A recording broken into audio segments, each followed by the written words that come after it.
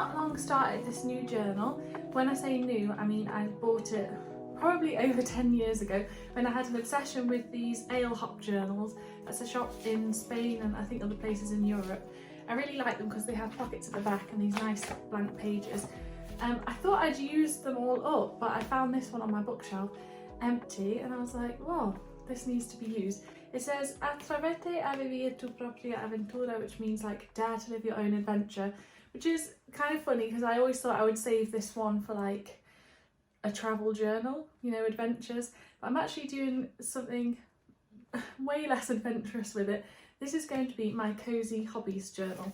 I'll show you, but inside on the first couple of pages, all I've done so far is I decided to make a note of the TV shows and movies that I've been watching, which is very American of me. I suppose I should have said films and TV programmes.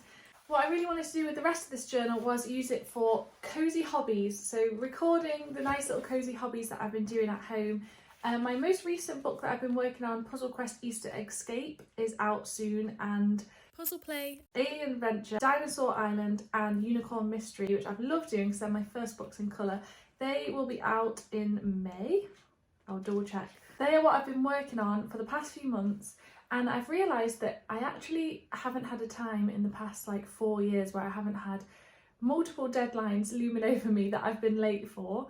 It's a brilliant job, I'd never complain, like writing and illustrating kids' books is amazing. But I have always been running behind and I've just realised that I actually have some time to myself to explore little cosy hobbies and lean into living slowly before I start my next book project. So that's what this journal is about. It's about me just trying out little hobbies, dabbling in them. I don't have to do like massive projects, I can just try them out for fun and record them by making journal spreads about them. So that's what's going to be in here. And I wanted to start with something fun. I have my what I consider painter's dungarees on today to celebrate. I've even wrote it on here. I actually had to write this backwards because the camera's flipped, so check out that backwards writing. Today we're going to be doing pottery painting, and when I say today I mean that these cozy hobby journal videos will kind of be made up of lots of different parts. The bit that I'll be filming today, the same day as this introduction, is making the journal spread about pottery painting. But you'll also see clips from me going pottery painting at different times, the projects that I've made, my most recent pottery painting project before and after the kiln, and then also me creating some pottery painting themed illustrations that I turn into stickers, which you'll see me use in this journal spread. So in a nice kind of slow living style, I've just filmed little bits here and there over the past few weeks, and then what you're seeing is it all coming together. I've been doing lots of other little cozy hobbies here and there, so there's more episodes of this to come, so I really hope you like this style of video. So let's go and have some fun painting some pottery and journaling about it.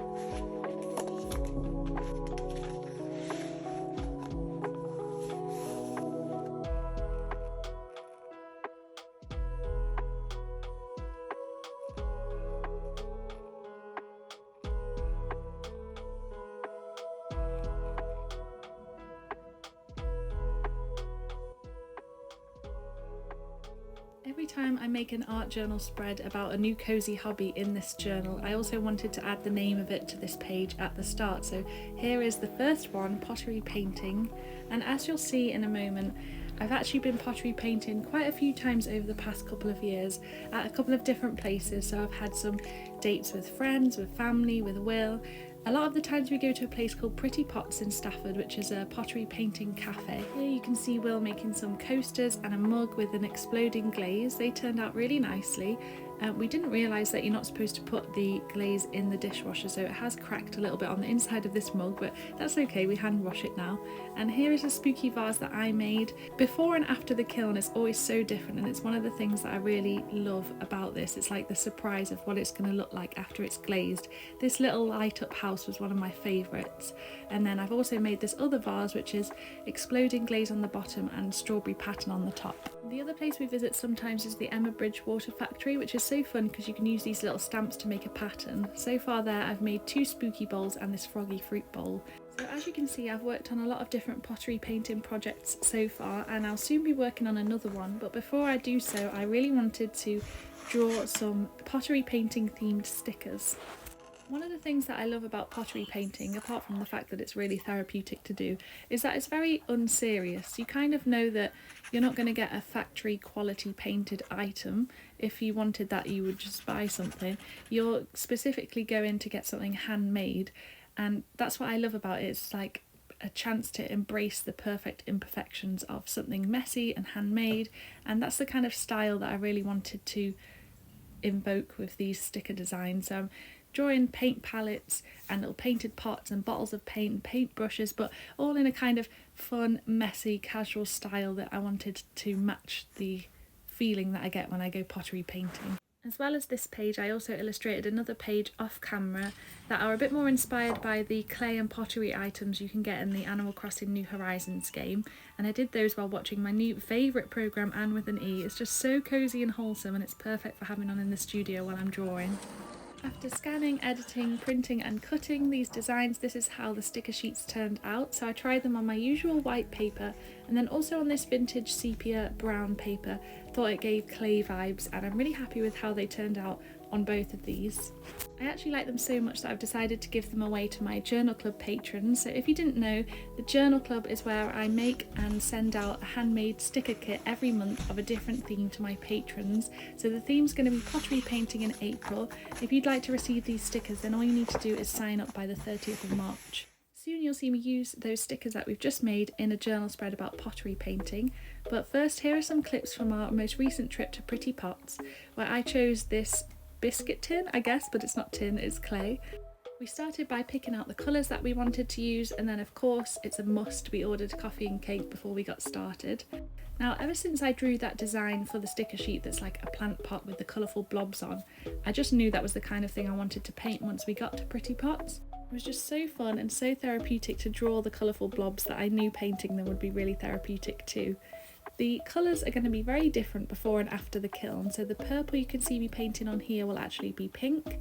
There are some whitish looking blobs on here that will actually be lilac. It's quite hard to tell exactly how it's going to look when it comes out, but that's one of the things that I just really like about it. You kind of have to surrender to the fact that you're not going to be able to fully imagine what it's going to look like, and just have fun with waiting for the surprise, really. Here is a look at Will's project. He did a mug last time, but he's doing another mug, but I'm one to talk because I keep doing vases. So he was doing a half red, half blue cup, and he used masking tape to make the line clean. Now, we had to wait weeks before we found out what our pottery painting projects would look like after they were glazed and fired, but you only have to wait moments. So here's Will's cup before and after. It's bright, it's cute, it's the perfect size for Will's coffee, and we love this. And here is what my blobby colourful project looked like before the kiln, and here it is after. I'm really happy with this. It's so fun and colourful and cute. It has really good memories attached to it. I'm going to fill it with biscuits and treats and keep it out on the countertop for all to see. Now that we've spent some time pottery painting and making stickers about it, it's of course time to make a journal spread about this cosy hobby. So I started off by printing off some photos of the various pottery painting projects that I've done over the years and the people that I've been to Pretty Pots and Emma Bridgewater with, and then I arranged these on the page and added some washi tape. As you'll see, I do end up making two spreads because there was just too much to fit into one.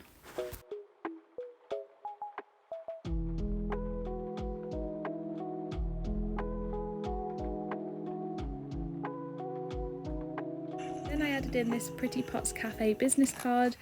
This is not sponsored in any way, by the way. It'd be amazing if it was, but it's just a place that me and my friends and family like to go often, so I wanted to feature it here. I used this little clippy machine thing to cut the corners to make it round. That's the official name, by the way. And then I added those into the layout, and it was time to think about stickers. So I did use most of the stickers on these sticker sheets because they were made for this purpose, so I just wanted to really go ahead and enjoy them and make the most out of them.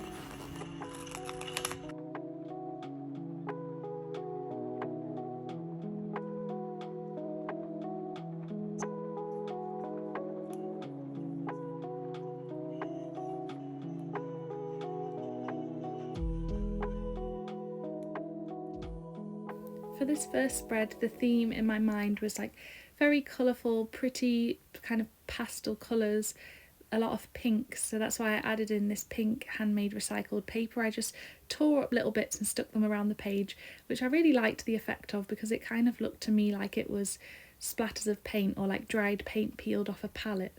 For the next spread that I made though, I wanted the theme to be more sort of browns and terracotta colours, like the natural earth tones of clay.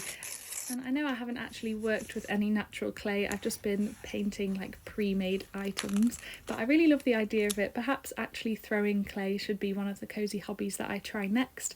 But while I was doing these spreads, I just thought it would be so nice to make a journal spread that had these little clay balls and furnaces and the more like earthy items, and it was just a chance to use the brown stickers and to kind of have two spreads about pottery painting but have them have two clear distinct themes. So I added some more photos into this one along with lots of stickers and washi tape. Then I couldn't resist adding a few of my favourite little sticker dots to each of the pages.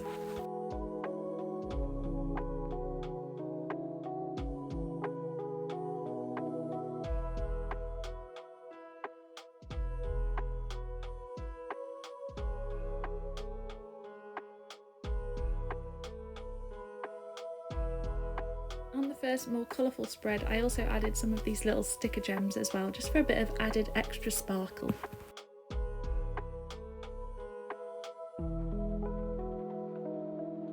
I realised that a lot of the photos on the first spread were from Pretty Pots and a lot of the photos on the second spread were from the Emma Bridgewater factory, so it kind of became clear that I would make these two different spreads about the two different locations that I enjoy pottery painting, so I wrote those locations onto the page.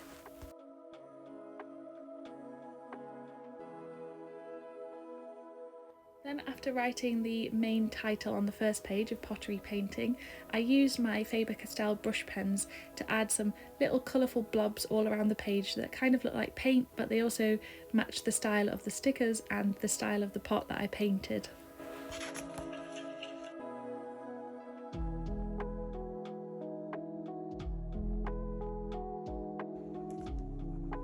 And now these pages are ready to write on. So I wrote a lot on this page about why I like pottery painting, which is something that I've already really shared with you in this video, but I did make sure to leave a little gap on the page in my writing for this round sticker. This is a Liz Harry design sticker that I just love. It says "Take a break to create," and it felt really right on this page.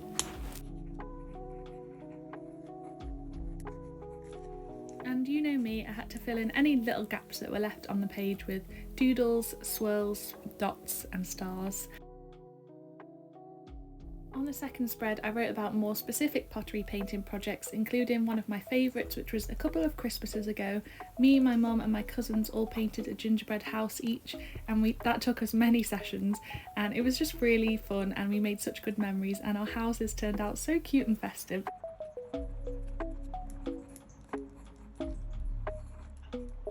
Here we are. After adding a few finishing touches and doodles to this spread, we now have two different spreads about pottery painting. I think they turned out really well, they're so cute and they capture what I love about this cosy hobby. Here's a better look at them in the light outside.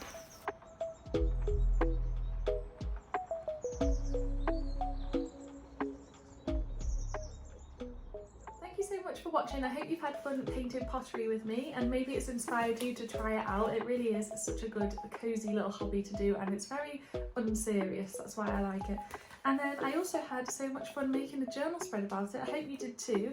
If it hasn't inspired you to paint pottery, then hopefully it's just inspired you to do some fun things in your journal. I'll be back again soon with another episode, and until then, happy journaling. Bye!